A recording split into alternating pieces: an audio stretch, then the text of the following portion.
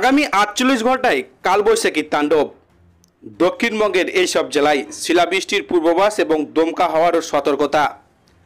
তো আজ উত্তরবঙ্গ সহ দক্ষিণবঙ্গের কলকাতা লাগোয়া বাংলাদেশের কোন জায়গাগুলি কালবৈশাখী ঝড় এবং শিলাবৃষ্টির সতর্কতা জারি করছেন আবহাওয়াবিদরা, এ বিষয়ে তারা কি জানাচ্ছেন, বিস্তারিত জানতে হলে ভিডিওটিকে শেষ পর্যন্ত দেখবেন।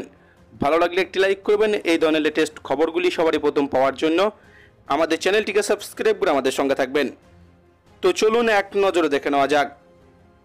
পোড়া গরম আর ভ্যাবসা অস্বস্তির মাঝে বাংলার আকাশে ভেসে এলো অস্বস্তির সম্ভাবনা,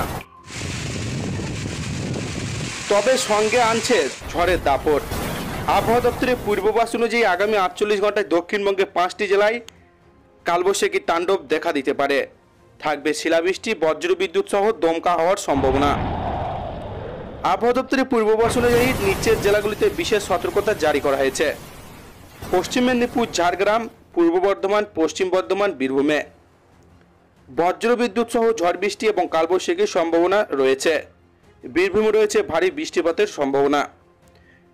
বৃহস্পতিবারে মূলত পশ্চিম মেদিনীপুর, ঝাড়গ্রাম, পূর্ব পশ্চিম বর্ধমান, বীরভূম জেলায় ঝড় বৃষ্টি হয়েছে। শুক্রবার নদিয়া, মুর্শিদাবাদে বজ্রপাত সহ কালবৈশাখীর দাপট দেখা যেতে পারে। শনি এবং রবিবার কলকাতা সহ অধিকাংশ জেলায় বৃষ্টির সম্ভাবনা থাকবে, সঙ্গে বইবে দমকা হাওয়া 30 থেকে 40 কিলোমিটার প্রতি ঘন্টায়। সোমবার ঝড়ের সম্ভাবনা থাকবে আরও বেশি নদিয়া এবং মুর্শিদাবাদ জেলায়।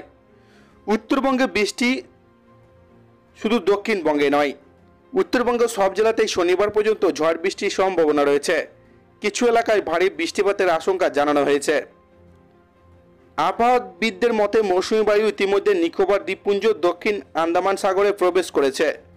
অনুকূল পরিস্থিতি থাকলে আগামী ৩-৪ দিনের মধ্যে মৌসুমী বায়ু বঙ্গোপসাগর, আন্দামান নিকোবর দ্বীপপুঞ্জ ঢুকতে পারবে।